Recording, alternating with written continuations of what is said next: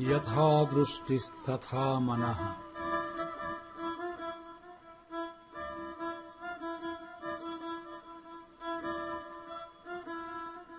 यथा मनस्तथा भावः।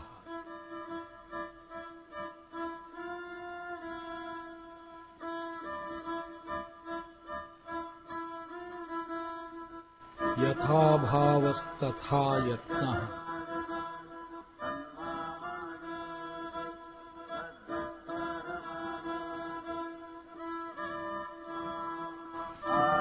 यथा यत्नस्तथा फलम्।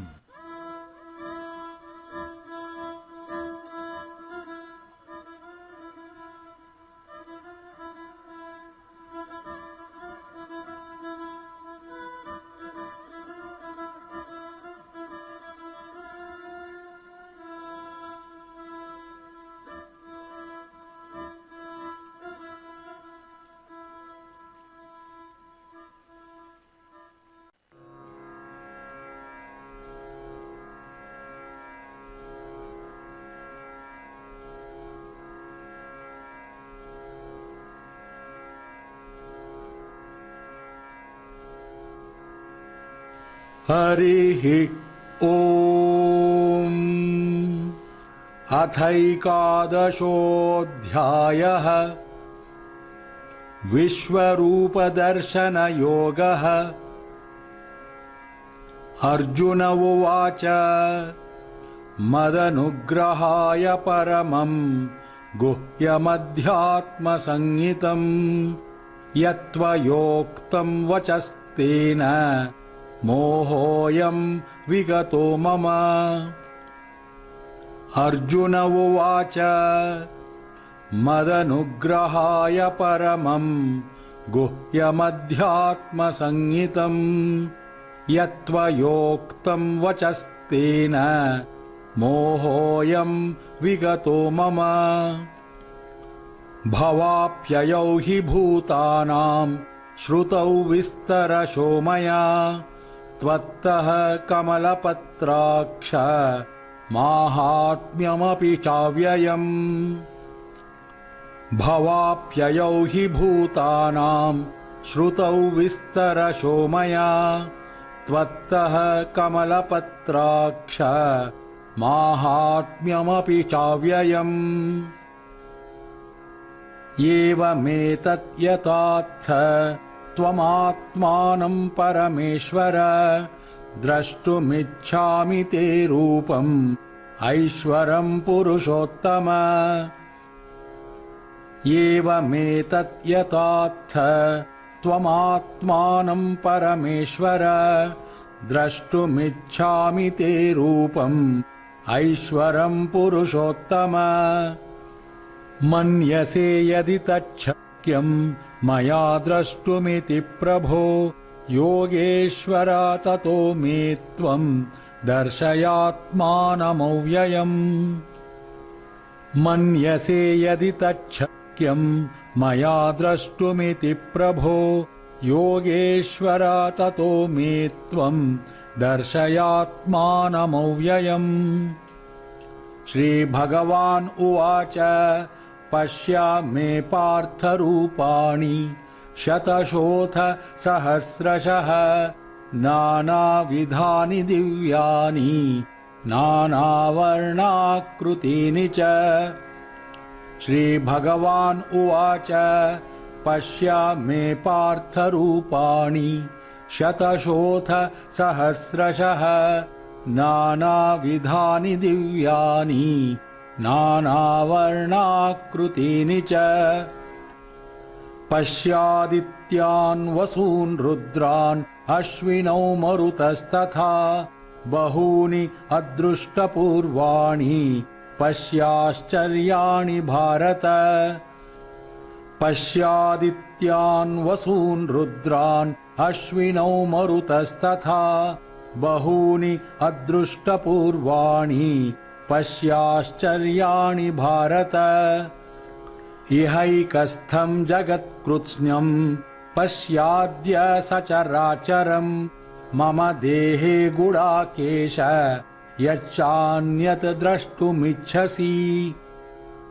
इहैकस्थं जगत्कृत्स्नं पश्याद्य सचराचरं मम देहे गुडाकेश यच्चान्यत् द्रष्टुमिच्छसि न तु मां शक्यसे द्रष्टुम् अनेनैव स्वचक्षुषा दिव्यं ददामि ते चक्षुः पश्य मे योगमैश्वरम् न तु मां शक्यसे द्रष्टुम् अनेनैव स्वचक्षुषा दिव्यं ददामि ते चक्षुः पश्य मे योगमैश्वरम् सञ्जय उवाच एवमुक्त्वा ततो राजन् महायोगेश्वरो हरिः दर्शयामास पार्थाय परमं रूपमैश्वरम् सञ्जय उवाच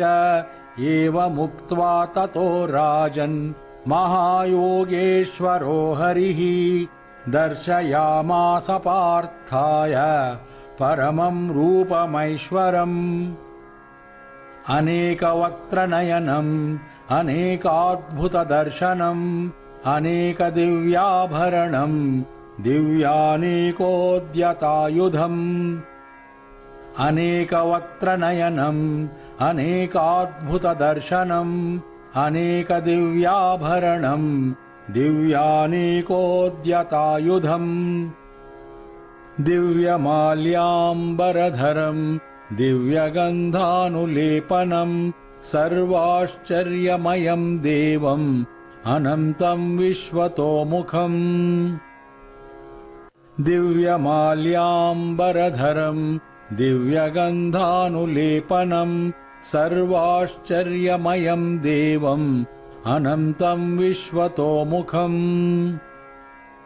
दिवि सूर्यसहस्रस्य भवेद्युगपदुत्थिता यदि भासदृशी सा स्यात् भासस्तस्य महात्मनः दिवि सूर्यसहस्रस्य भवेद्युगपदुत्थिता यदि भासदृशी सा स्यात् भासस्तस्य महात्मनः तत्रैकस्थं जगत्कृत्स्नं प्रविभक्तमनेकधा अपश्यत् देवदेवस्य शरीरे पाण्डवस्तदा तत्रैकस्थं जगत्कृत्स्नं प्रविभक्तमनेकधा अपश्यत् देवदेवस्य शरीरे पाण्डवस्तदा ततः स विस्मयाविष्टः हृष्टरोमा धनञ्जयः प्रणम्य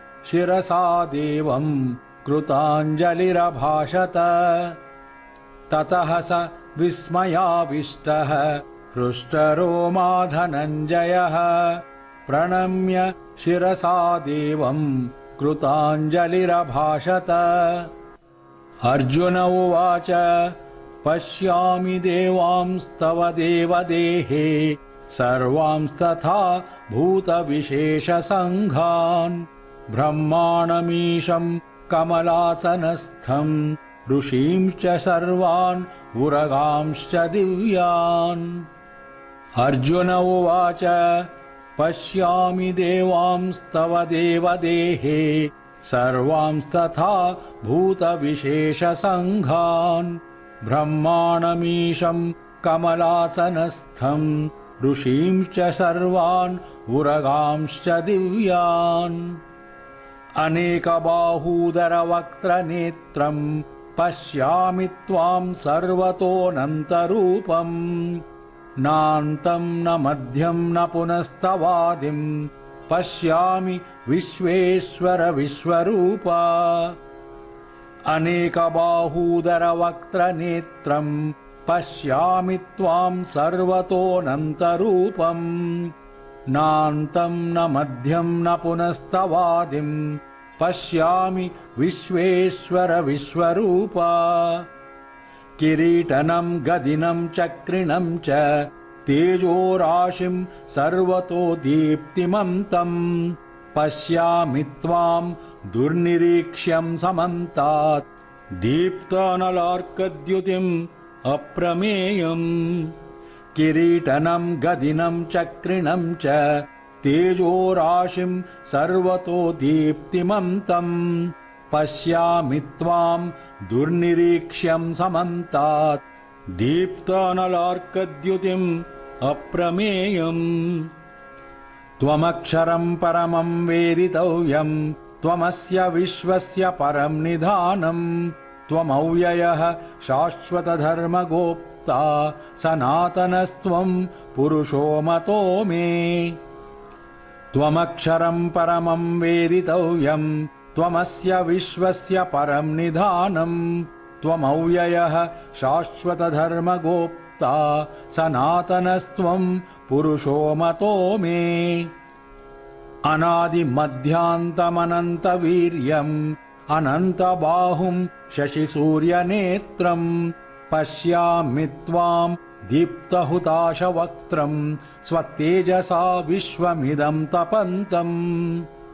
अनादिमध्यान्तमनन्तवीर्यम् अनन्तबाहुं शशिसूर्यनेत्रं पश्यामि त्वां दीप्तहुताशवक्त्रं स्वतेजसा विश्वमिदं तपन्तम् द्यावा पृथिव्योरिदमन्तरं हि व्याप्तं त्वयैकेन दिशश्च सर्वाः दृष्ट्वाद्भुतं रूपमुग्रं तवेदम् लोकत्रयं प्रव्यथितं महात्मन् द्यावा पृथिव्योरिदमन्तरं हि व्याप्तं त्वयैकेन दिशश्च सर्वाः दृष्ट्वाद्भुतं रूपमुग्रं तवेदम् लोकत्रयं प्रव्यथितं महात्मन् अमीहि त्वां सुरसङ्घा विशन्ति केचिद्भीताः प्राञ्जलयो गृह्णन्ति स्वस्तीति उक्त्वा महर्षिसिद्धसङ्घाः स्तुवन्ति त्वां स्तुतिभिः पुष्कलाभिः अमीहि त्वां सुरसङ्घा विशन्ति केचिद्भीताः प्राञ्जलयो गृह्णन्ति स्वस्तीति उक्त्वा महर्षिसिद्धसङ्घाः स्तुवन्ति त्वां स्तुतिभिः पुष्कलाभिः रुद्रादित्या वसवो ये च साध्याः विश्वेश्विनौ मरुतश्च ऊष्मपाश्च गन्धर्वयक्षासुरसिद्धसङ्घाः वीक्षन्ते त्वां विस्मिताश्चैव सर्वे रुद्रादित्या वसवो ये च साध्याः विश्वेश्विनौ मरुतश्च ऊष्मपाश्च गन्धर्वयक्षासुरसिद्धसङ्घाः वीक्षन्ते त्वां विस्मिताश्चैव सर्वे रूपं महत्ते बहुवक्त्रनेत्रं महाबाहो बहुबाहूरुपादं बहुदरं बहुदंष्ट्राकरालं दृष्ट्वा लोकाः प्रव्यथितास्तथाहम् रूपं महत्ते बहुवक्त्रनेत्रं महाबाहो बहुबाहूरुपादं बहुदरं बहुदंष्ट्राकरालं दृष्ट्वा लोकाः प्रव्यथितास्तथाहम् नभस्पृशं दीप्तमनेकवर्णं व्यात्ताननं दीप्तविशालनेत्रं दृष्ट्वा हि त्वां प्रव्यथितान्तरात्मा धृतिं न विन्दामि शमं च विष्णो नभस्पृशं दीप्तमनेकवर्णं व्यात्ताननं दीप्तविशालनेत्रं दृष्ट्वा हि त्वां प्रव्यथितान्तरात्मा धृतिं न विन्दामि शमं च विष्णो दंष्ट्राकरालानि च ते मुखानि दृष्ट्वैव कालानलसन्निभानि दिशो न जाने न लभे च शर्म प्रसीद देवेश जगन्निवास दंष्ट्राकरालानि च ते मुखानि दृष्ट्वैव कालानलसन्निभानि दिशो न जाने न लभे च शर्म प्रसीद देवेश जगन्निवास अमी च त्वां धृतराष्ट्रस्य पुत्राः सर्वे सहैवावनिपालसङ्घैः भीष्मो द्रोणः सूतपुत्रस्तथासौ सहास्मदीयैरपि योधमुख्यैः अमी च त्वां धृतराष्ट्रस्य पुत्राः सर्वे सहैवावनिपालसङ्घैः भीष्मो द्रोणः सूतपुत्रस्तथासौ सहास्मदीयैरपि योधमुख्यैः वक्त्राणि ते त्वरमाणा विशन्ति दंष्ट्राकरालानि भयानकानि केचिद्विलग्ना दशनान्तरेषु सन्दृश्यन्ते चूर्णितैरुत्तमाङ्गैः वक्त्राणि ते त्वरमाणा विशन्ति दंष्ट्राकरालानि भयानकानि केचिद्विलग्ना दशनान्तरेषु सन्दृश्यन्ते चूर्णितैरुत्तमाङ्गैः यथा नदीनां बहवोऽम्बुवेगाः समुद्रमेवाभिमुखा द्रवन्ति तथा तवामी नरलोकवीराः विशन्ति वक्त्राणि अभिविज्वलन्ति यथा नदीनां बहवोऽम्बुवेगाः समुद्रमेवाभिमुखा द्रवन्ति तथा तवामी नरलोकवीराः विशन्ति वक्त्राणि अभिविज्वलन्ति यथा प्रदीप्तं ज्वलनं पतङ्गाः विशन्ति नाशाय समृद्धवेगाः तथैव नाशाय विशन्ति लोकाः तवापि वक्त्राणि समृद्धवेगाः यथा प्रदीप्तं ज्वलनं पतङ्गाः विशन्ति नाशाय समृद्धवेगाः तथैव नाशाय विशन्ति लोकाः तवापि वक्त्राणि समृद्धवेगाः लेलिह्यसेऽग्रसमान समन्तात् लोकान् समग्रान् वदनैर्ज्वलब्धिः तेजोभिरापूर्य जगत्समग्रं भासस्तवोग्राः प्रतपन्ति विष्णो लेलिह्यसेऽग्रसमान समन्तात् लोकान् समग्रान् वदनैर्ज्वलब्धिः तेजोभिरापूर्य जगत्समग्रं भासस्तवोग्राः प्रतपन्ति विष्णो आख्याहि मे को भवानुग्ररूपः नमोऽस्तु ते देववर प्रसीद विज्ञातुमिच्छामि भवन्तमाद्यं न हि प्रजानामि तव प्रवृत्तिम् आख्याहि मे को भवानुग्ररूपः नमोऽस्तु ते देववर प्रसीद विज्ञातुमिच्छामि भवन्तमाद्यं न हि प्रजानामि तव प्रवृत्तिम् श्रीभगवान् उवाच कालोऽस्मि लोकक्षयकृत् प्रवृद्धः लोकान् समाहर्तुमिह प्रवृत्तः ऋतेऽपि त्वां न भविष्यन्ति सर्वे एव स्थिताः प्रत्यनिकेषु योधाः श्रीभगवान् उवाच कालोऽस्मि लोकक्षयकृत् प्रवृद्धः लोकान् समाहर्तुमिह प्रवृत्तः ऋतेऽपि त्वां न भविष्यन्ति सर्वे एव स्थिताः प्रत्यनिकेषु योधाः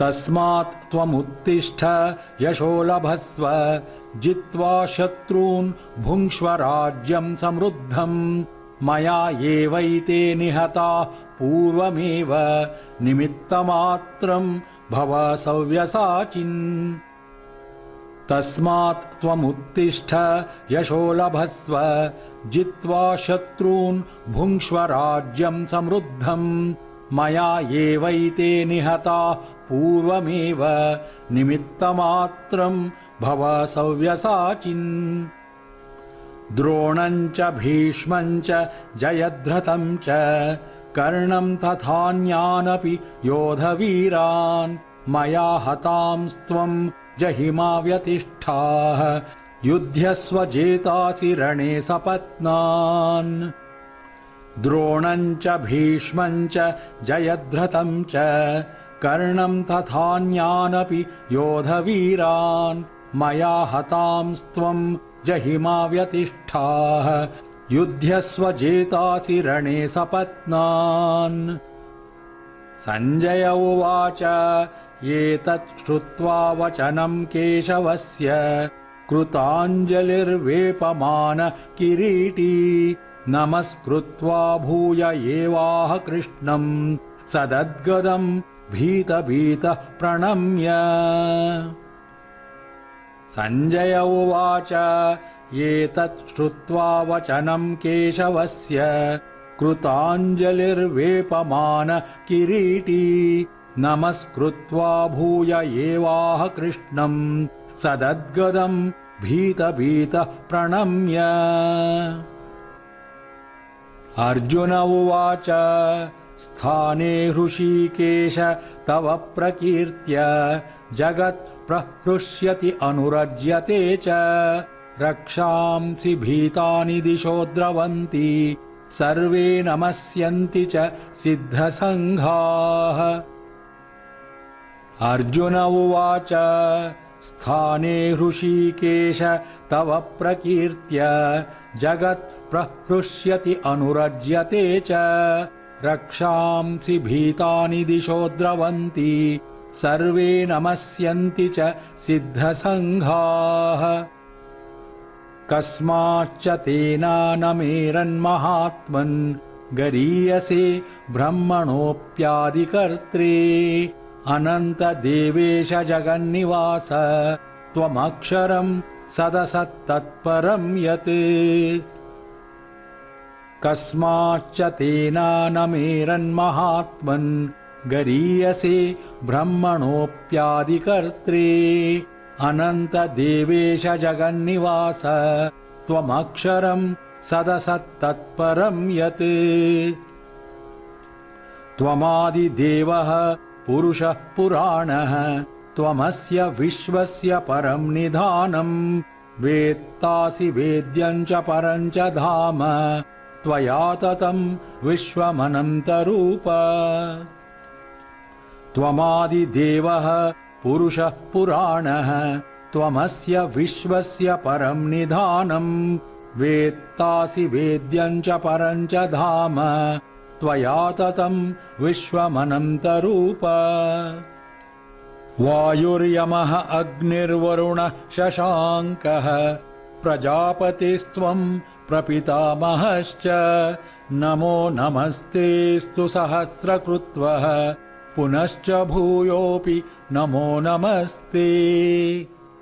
वायुर्यमः अग्निर्वरुणः शशाङ्कः प्रजापतिस्त्वं प्रपितामहश्च नमो नमस्तेऽस्तु सहस्रकृत्वः पुनश्च भूयोऽपि नमो नमस्ते। नमः पुरस्तादथ पृष्ठतस्ते नमोऽस्तु ते सर्वत एव सर्व अनन्तवीर्यामितविक्रमस्त्वं सर्वं समाप्नोषि ततोऽसि सर्वः। नमः पुरस्तादथ पृष्ठतस्ते नमोऽस्तु ते सर्वत एव सर्व अनन्तवीर्यामितविक्रमस्त्वं सर्वं समाप्नोषि ततोऽसि सर्वः। सखेति मत्वा प्रसभं यदुक्तं हे कृष्ण हे यादव हे सखेति अजानता महिमानं तवेदं मया प्रमादात् प्रणयेन वापि। सखेति मत्वा प्रसभं यदुक्तं हे कृष्ण हे यादव हे सखेति अजानता महिमानं तवेदं मया प्रमादात् प्रणयेन वापि। यच्चावहासार्थम् असत्कृतोऽसि विहारशय्यासन भोजनेषु एकोऽथवापि अच्युता तत्समक्षं तत्क्षामये त्वाम् अहमप्रमेयम्। यच्चावहासार्थम् असत्कृतोऽसि विहारशय्यासन भोजनेषु एकोऽथवापि अच्युता तत्समक्षं तत्क्षामये त्वाम् अहमप्रमेयम् पितासि लोकस्य चराचरस्य त्वमस्य पूज्यश्च गुरुर्गरीयान् नात्वत्समोऽस्ति अभ्यधिकः कुतोऽन्यः लोकत्रयेऽपि अप्रतिमप्रभाव पितासि लोकस्य चराचरस्य त्वमस्य पूज्यश्च गुरुर्गरीयान् नात्वत्समोऽस्ति अभ्यधिकः कुतोऽन्यः लोकत्रयेऽपि अप्रतिमप्रभाव तस्मात् प्रणम्य प्रणिधाय कायं प्रसादये त्वामहमीशमीड्यम् पितेव पुत्रस्य सखेव सख्युः प्रियप्रियायार्हसि देव सोढुम् तस्मात् प्रणम्य प्रणिधाय कायं प्रसादये त्वामहमीशमीड्यम् पितेव पुत्रस्य सखेव सख्युः प्रियप्रियायार्हसि देव सोढुम् अदृष्टपूर्वं हृषितोऽस्मि दृष्ट्वा भयेन च प्रव्यथितं मनो मे तदेव मे दर्शय देवरूपं प्रसीद देवेश जगन्निवास अदृष्टपूर्वं हृषितोऽस्मि दृष्ट्वा भयेन च प्रव्यथितं मनो मे तदेव मे दर्शय देवरूपं प्रसीद देवेश जगन्निवास किरीटनं गदिनं चक्रहस्तम् इच्छामि त्वां द्रष्टुमहं तथैव तेनैव रूपेण चतुर्भुजेन सहस्रबाहो भव विश्वमूर्ते किरीटनं गदिनं चक्रहस्तम् इच्छामि त्वां द्रष्टुमहं तथैव तेनैव रूपेण चतुर्भुजेन सहस्रबाहो भव विश्वमूर्ते श्रीभगवान् उवाच मया प्रसन्नेन तवार्जुनेदं रूपं परं दर्शितमात्मयोगात् तेजोमयं विश्वमनन्तमाद्यं यन्मे त्वदन्येन न दृष्टपूर्वम् श्रीभगवान् उवाच मया प्रसन्नेन तवार्जुनेदं रूपं परं दर्शितमात्मयोगात् तेजोमयं विश्वमनन्तमाद्यं यन्मे त्वदन्येन न दृष्टपूर्वम् न वेदयज्ञाध्ययनैः न दानैः न च क्रियाभिर्न तपोभिरुग्रैः एवं रूपः शक्य अहं नृलोके द्रष्टुं त्वदन्येन कुरु प्रवीर न वेदयज्ञाध्ययनैः न दानैः न च क्रियाभिर्न तपोभिरुग्रैः एवं रूपः शक्य अहं नृलोके द्रष्टुं त्वदन्येन कुरु प्रवीर मा ते व्यथा मा च विमूढभावः दृष्ट्वा रूपं घोरमीदृक्ममेदं व्यपेतभिः प्रीतमनाः पुनस्त्वं तदेव मे रूपमिदं प्रपश्य मा ते व्यथा मा च विमूढभावः दृष्ट्वा रूपं घोरमीदृक्ममेदं व्यपेतभिः प्रीतमनाः पुनस्त्वं तदेव मे रूपमिदं प्रपश्य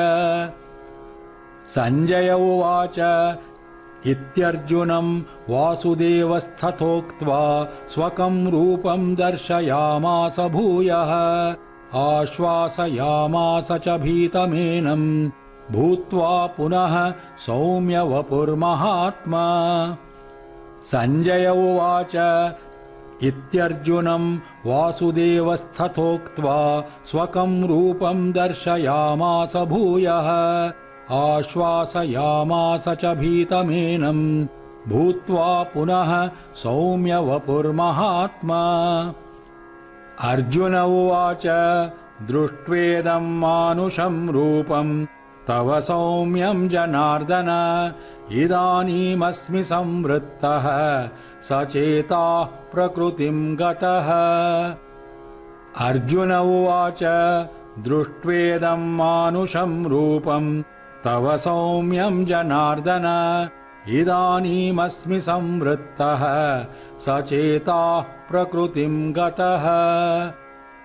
श्रीभगवान् उवाच सुदुर्दर्शमिदं रूपं दृष्टवानसि यन्मम देवा अप्यस्य रूपस्य नित्यं दर्शनकाङ्क्षिणः। श्रीभगवान् उवाच सुदुर्दर्शमिदं रूपं दृष्टवानसि यन्मम देवा अप्यस्य रूपस्य नित्यं दर्शनकाङ्क्षिणः। नाहं वेदैर्न तपसा न दानेन न चेज्यया शक्य एवं विधो द्रष्टुं दृष्टवानसि मां यथा। नाहं वेदैर्न तपसा न दानेन न चेज्यया शक्य एवं विधो द्रष्टुं दृष्टवानसि मां यथा। भक्त्या त्वनन्यया शक्य अहमेवं विधोऽर्जुन ज्ञातुं द्रष्टुं च तत्त्वेन प्रवेष्टुं च परं तप। भक्त्या त्वनन्यया शक्य अहमेवं विधोऽर्जुन ज्ञातुं द्रष्टुं च तत्त्वेन प्रवेष्टुं च परं तप। मत्कर्म कृत् मत्परमः मद्भक्तः सङ्गवर्जितः निर्वैरः सर्वभूतेषु यः स मामेति पाण्डव। मत्कर्म कृत् मत्परमः मद्भक्तः सङ्गवर्जितः निर्वैरः सर्वभूतेषु यः स मामेति पाण्डव। ॐ तत्सदिति श्रीमद्भगवद्गीतासु उपनिषत्सु ब्रह्मविद्यायां योगशास्त्रे श्रीकृष्णार्जुनसंवादे विश्वरूपदर्शनयोगो नाम 11ोऽध्यायः। हरिः ॐ।